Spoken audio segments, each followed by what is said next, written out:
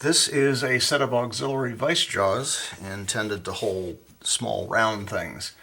It's based on an article titled Vice Clamps for Round Work from a 1952 edition of the Model Engineer.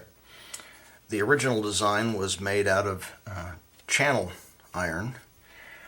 I reimagined it as a pair of milled blocks. Construction is pretty straightforward. I started by milling a flat face on 2 pieces of stock and then bolting the two together and squaring everything up.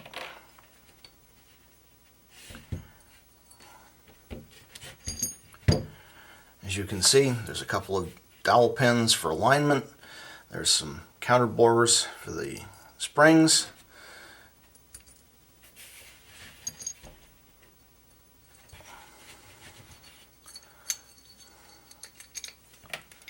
And then threaded and counterbored sockets for a couple of cap screws. In use, you adjust the 2 screws so there's about a 1mm gap between the 2 halves of the vise. That looks more like it. Put this in the vise,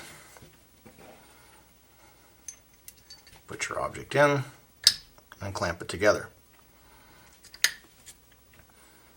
One of the things you can also do is use this to hold things for handwork by tightening the cap screws.